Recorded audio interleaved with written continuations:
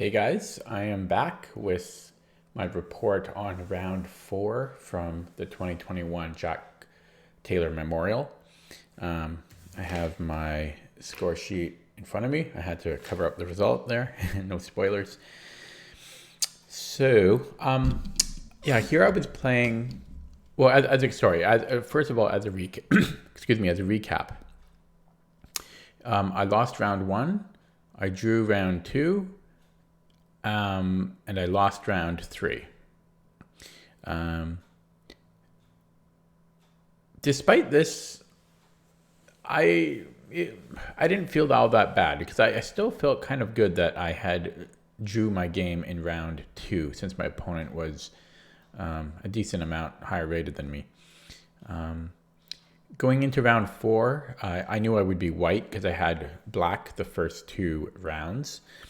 Um, Here I was playing 1551 rated player Brian Sullivan. I played this opponent in a past tournament a few tournaments ago. That would have been about 2.5 or so years ago now. And that was a really bad game because I was completely winning in the early middle game because my opponent made a mistake, and then I blundered back. I was actually sick. I got sick halfway through that tournament, and I was sick during that game. And I actually, after I lost that game, I immediately withdrew from the tournament and began my few hour trek home. So it was a pretty bad loss, and I was hoping to change the result this time with my rematch against this player. He is a bit of an older player. He's played in a lot of tournaments. He's like me. He attends almost every single tournament there is over the board. He's a very active player. I think at his peak he was like 1880, something like that, if I remember correctly. But that was when he was a little bit younger. Okay, so let's start the game. As I say, I was white. Oh, one more thing. I knew that I was going to be paired up against him. So I actually prepared for him in my hotel room for, it's hard to say, maybe 2 or 3 hours, but not nonstop. I had the TV going. I was doing other stuff, but I did prepare for him because I was able to look up his past games as well as the game that I played him before, in which I was also white. I spent a long time preparing some stuff in the opening. So e4, c5, knight f3, d6, d4, and c takes d4, and knight takes d4, knight f6, and so far everything is going according to plan. This is what I had prepared this for him. Knight c3, and here I was ready for him to play the Najdorf because that's what I had prepared, and that's what he plays 85% of the time. He thought for a little bit, and then he played g6, and I'm like, oh my god. I studied for 3 hours. I prepared some stuff, and he plays the dragon, and he does play the dragon. I noticed in my prep, but yeah, like 10% of the time, maybe 15% of the time. So I was like, oh my god, what a waste. And at the same time, I was like, oh boy, a dragon, because I feel that that white is objectively better in the dragon, but it's still sharp, so it's still a dangerous weapon for black. So I'm like, oh boy. So bishop e3. He played bishop g7 and f3, all theory. My opponent then played a6, which I was like, what? Because that's not dragon theory. In fact, that actually transposes into a Dragendorf. And this is actually essentially what I've prepared for. because it's just a transposition. Because I had prepared for this, and then because then he plays g6 here often, so we basically transposed into this. Yeah, so we basically transposed into this same position, or at least it was mostly the same. And after, sorry, here I played queen d2, and my opponent played b5. And this is very, very, very, very slightly different than what I had prepared, but the idea was still the same. And basically, my prep was to play a4 because we just trying to break open, trying to get this pawn lever and pawn break going. And when I originally looked at this in the hotel, I was worried about b4, right? Because that's a little bit annoying. But then the computer seemed to like knight d5, but it's only possible because we played f3, right? Otherwise e4 hangs. So because of that prep I did in the hotel room, I knew that a4 was like probably the best move. And if b4, we have knight d5. And if not b4, like if he takes, that's just good for white because we have the open rook on that open, we have the rook on the open file, and our pieces are better developed. And we have more versatility in this position. And if black doesn't take and he doesn't push, then I'm just going to take on the next move. And same thing. So I felt that, you know, white was better here, and I played a4. My opponent thought for a bit. Yeah, he thought for 4 minutes on the next move. So far, we both... Well, I spent 6 minutes on a4 just to make sure, because it is pretty sharp. But other than that, I didn't spend any time on the clock, and my opponent didn't spend any time on the clock. But on the next move, he did, yeah, he spent 4 minutes, and he played e5. And as soon as he played that, I'm like, oh boy, that can't be good for black. There's just no way that can be good because, okay, yeah, temporarily he's attacking my knight, but he creates a backwards pawn, and that just cannot be good. I thought I could actually play pretty much anything here, and still be much better. And I was surprised that he played that. Like, I was really surprised because, I mean, he's a decent player. You know, at his peak, he was, I think, 1880, as I said. It was just kind of strange that he threw that out there willy-nilly. Anyways, I thought for a while here because, yeah, I spent 6 minutes here because I was thinking, could I take on b5? And the computer likes taking on b5. White is better. If I just consult, yeah, white is much better than black if we take on b5. But I thought it could be slightly dangerous because after takes, bishop takes, I was worried just about something like king f8. And yeah, I got 2 pawns from my knight, and I have the initiative and everything. And it's, as I say, it's still good for white. I thought it's slightly unclear, and it's a bit dangerous. So I ended up playing, which is by far the best move, much better than knight takes b5. I just played knight b3. Just going back and relying on the fact that this weak d6 pawn remains, and black's position is just terrible here. We have this pressure, and we have this pressure. We have d5, we're eyeing d5. So I just decided to come back, which again is the best move by far. Yeah, my opponent played b4, which I was expecting. It's kind of funny because it's very similar position to the last game. I mean, not the whole position, but we had this b4 type structure, this a6 b4 structure in the previous game as well. Knight d5, and knight b d7. here, you know, I want my pawn, but I was deciding if I want to take with the queen or the knight. But if you think about it, it's pretty clear that you want to take it with the knight, because if you take with the queen, then black just takes on d5, and then we have a pawn on d5, which we don't want. You want to keep that square open. So we took with the knight, and then he castled. The castling was a bit surprising because he just straight up says, okay, take d6. This opponent is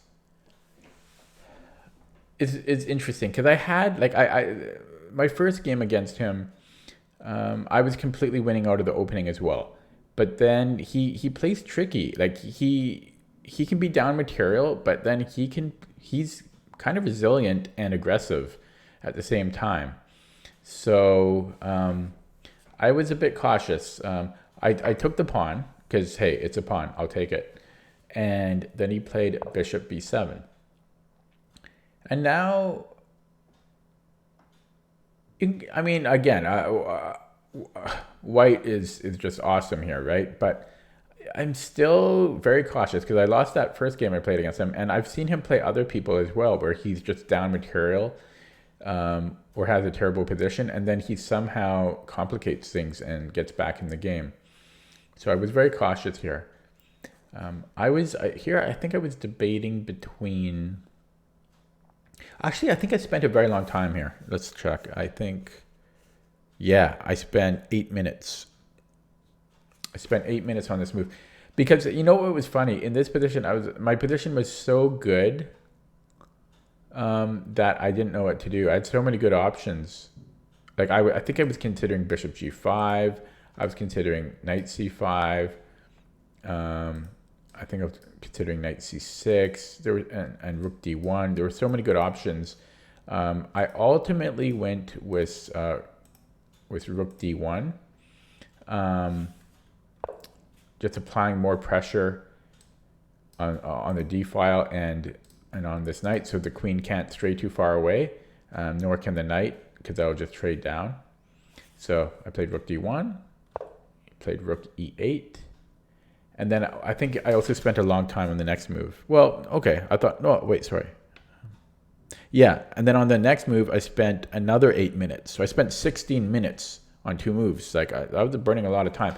And as I say, sometimes it's hard. Like, the hardest thing to do is to win a one game, right? Like, and I spent a long time here because, again, everything looks good. Bishop g5 looks good. Again, these knight moves looked enticing. I had a lot of options. At the end of the day, the computer likes my move. It's the best move. And I played queen d2. I retreated because I got scared. I'm trying to remember what I was exactly, like, the alternatives, but I just thought that black might get a little bit too much play if I made a different move. I think I was also considering stuff like a5. But then, you know, there's a5. I think I might have been scared of bishop f8, right? Because bishop f8, and now there's this undefended knight on b4. And you also just have to worry about, I don't know. I think this was a bit of a worry. So, yeah, like rook here even, and then the bishop. It felt a little bit dangerous, especially because of my knight on b4. I felt like, hey, like, my position is so much better and I'm up 2 pawns, I think. Let's not get greedy. Let's just reconsolidate. So I played queen d2, best move. My opponent played queen c7. And as when you play that, I'm like, man, he's still doing decent here, even though he's down 2 pawns. Objectively, the computer loves white, but it could still work. We still have to be careful. Okay, I played bishop d3, just preparing to castle and guarding c2 an extra time. Rook e d8. I thought it was kind of interesting. The computer likes it, though. Moving that rook again, it's kind of an interesting move. I castled, and he played knight b6.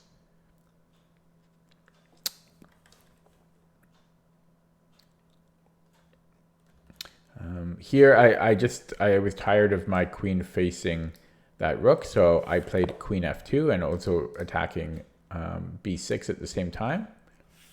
It's not the best move, but it's a good move. The computer likes a5 is the best move, but I didn't really want to kind of give up this b5 square. My bishop is guarding it, but I kind of liked my pawn where I don't think it was necessary to push.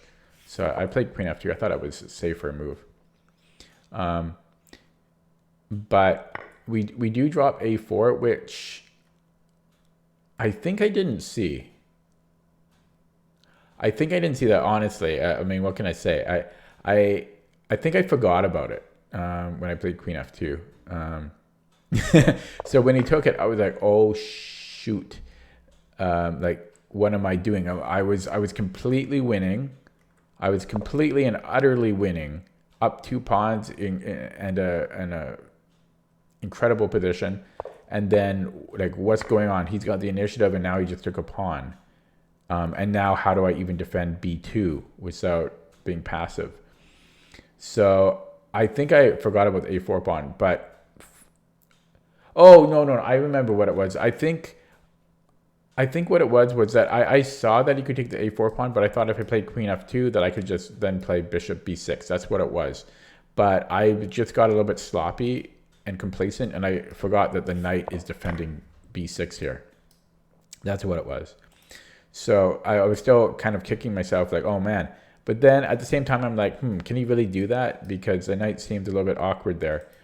So then I was thinking, if I play rook a1, what's he going to do? He either has to try to defend it, which he can't, or else, or else he can, and he can't retreat because I'm guarding that diagonal. And if he takes b2, what was my thinking there? I'm trying to remember.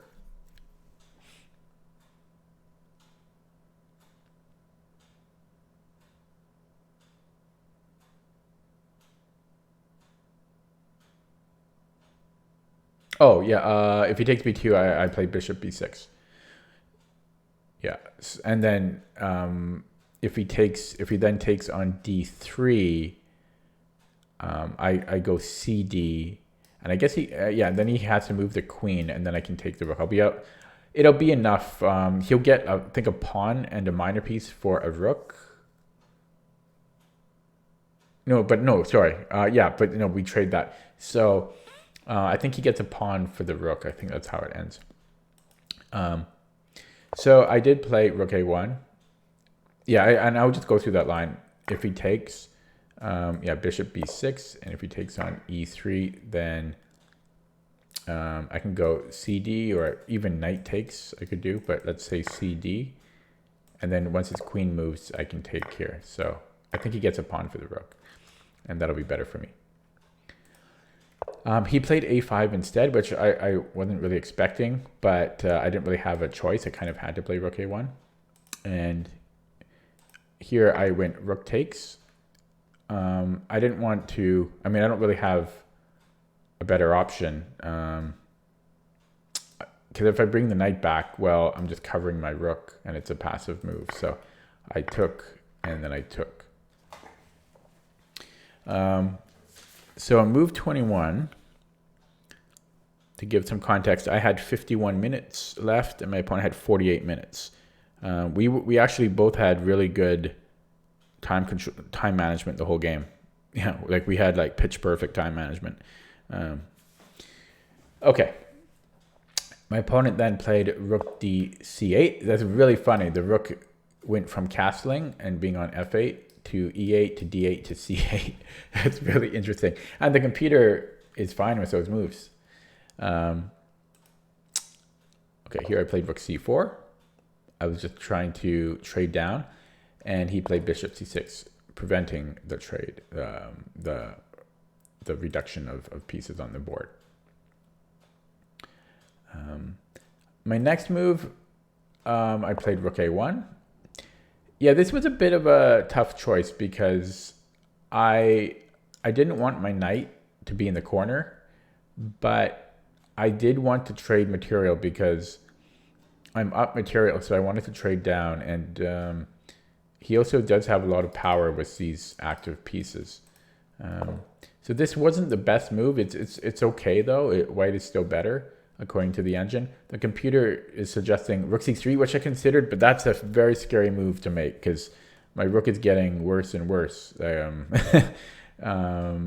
It's very scary. Like, what if this bishop comes over here or something? It's very scary. The computer is also recommending knight c5 as a possible move, or rook b1. Those are all very tough moves to make. So I played rook a1. I thought it made sense. He took, I took, queen d7. And I brought my knight back. You know, we can't leave it on a1. He plays rook a8, and then something. Okay, well, yes, and then things take a big change very quickly here. Here I played knight c5, just creating some pressure on black, and I mean, it seemed just like a good square for my knight. The computer doesn't like knight c5, and you'll see why in a minute. It's recommending, I mean, it's okay. It's playable. It's just not the best move again. But yeah, because of rook a1 check, which I think I missed. I think I missed rook a1.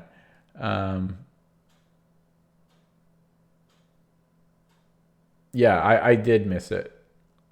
And then once he played it, I was like, oh my God, what did I do?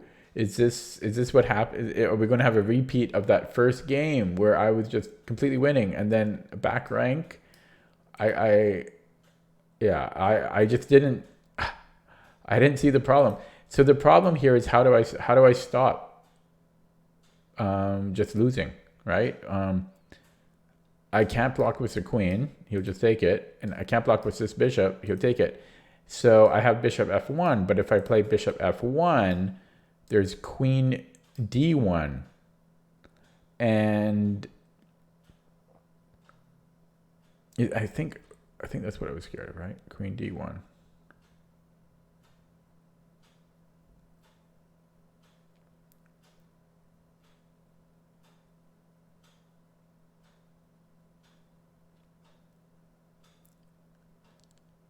Yeah, and then I'm just really passive there. So it was a bit scary. But I had no choice, right? I had to play bishop f1. But I did calculate this out. So he does play queen d1. I mean, he has to go for it.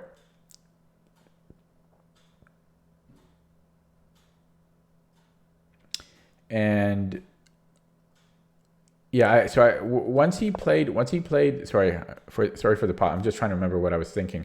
But after he played rook a1, I calculated all this out, that I did have a defense here, and it started with bishop f1, queen d1 I was expecting, and then knight b3. It seems like it doesn't work because knight b3, knight b3,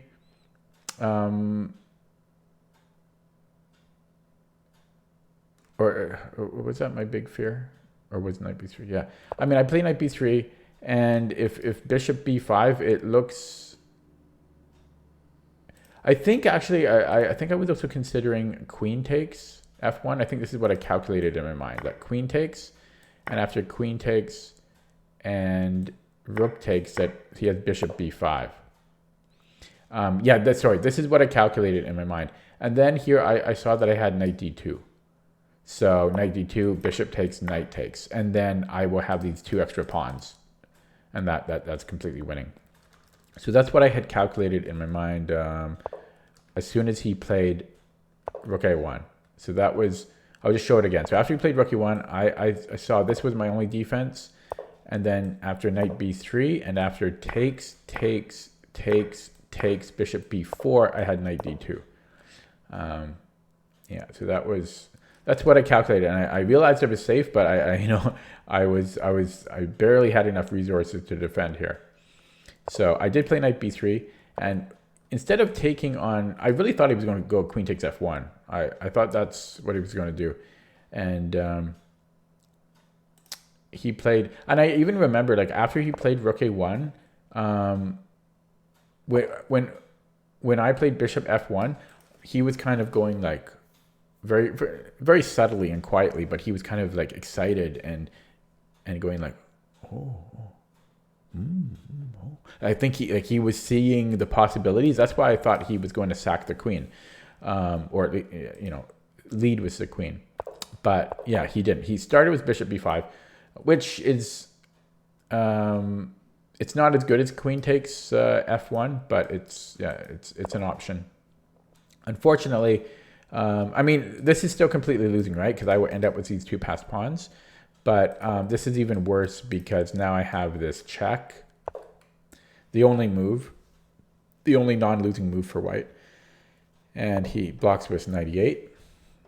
And then I remove the threat. So I take this because I had this Wissenberg check, right? So now I take on a1. Queen takes a1. And here I had a lot of options, but I decided to play g3. My idea is if I can get my king to g2, then I can take his bishop on b5. And it's not easy for him to move the bishop because then I'll take on e8. So I just wanted to get the king off the back rank. And he can't take on b2. Like if I play g3, which I did, he can't take on b2 because I will just again take on b5. I think that's what I was planning to do. And then if he takes, I could either keep this pawn or I could even just sack the exchange, and then I'm still up a pawn. But probably I would keep the rook. Anyways, he played bishop f8, which was good, and played king g2 as planned. And he played queen a6, attacking my rook and attacking f8, or f1, which is kind of a hollow threat. And then here I mean, this was a bit of a mistake because now I just sacked the exchange because this bishop is pinned. So he can't take because his queen will fall. So he decided to take check, took with the queen. He's again attacking a couple squares. And I thought there were multiple ways to play this, but I went for the route that would give my opponent the least amount of counterplay. So I sacked the exchange so that all he has is a queen left. So no trickery, no possible chances of upsetting me. And I thought about bishop h6 here, but I think he could have just ran, so it wasn't the most effective way to do things. So I played queen d3, just defending c2. My opponent didn't resign. I don't think it was like normally I would be angry, or not angry, but a little bit frustrated that my opponent isn't resigning, especially since there's another round coming up. I think he was just kind of, I don't know, hoping for a miracle, and he wasn't having a great tournament up to now. I think he lost. Yeah, he lost his first. This is round 4, so he lost his first 3 games, and he was not having a good tournament. I think he was just kind of playing off inertia here. So he played king e7. I played c4. I'm just going to march these pawns up, and yeah, the game. Like he's still playing king e8, and then I played b4, and then he finally resigned. I think he just played a few moves extra, hoping some miracle that he'll get some type of perpet or something. But yeah, and then he finally resigned. And then he was kind of funny. After he resigned, he did like this motion to me, like he's gonna choke me, because And then unfortunately for him, he also lost the game after this. So he actually finished last place in the tournament. He lost all 5 games. Pretty unfortunate. I mean, that kind of stings, but I don't know. It happens. So yeah, I won my first game of the tournament. That put me at 1.5 out of 4 in the premier section. So I felt good. I mean, because this was a, if you look at the engine, if I just show you here, well, okay, hang on, I gotta do this. Okay, you can see it was pretty one-sided. The computer said I made one mistake, but that was just a small thing later in the game. I think it was like here, when I allowed rook a1, but it's still completely winning for white. So it was very one-sided, and the opening prep did end up helping me. Well, I would have found the right moves anyways, but I had a lot more confidence to just play a4 here. So the reason I won was basically because of the opening. Like, my opponent played a really poor opening. This Dragendorf is never good, and the e5 just was game over. Like, you just can't play e5. It's just way too weak squares everywhere. So and even before e5, like, white holds a very nice advantage here. So, you know, my opponent should think to play a different opening. I would recommend. Yeah, okay. Yeah, that's it for this video. Thanks for watching. If you enjoy these videos, you know, feel free to subscribe or not. I'll see you next time. Thank you.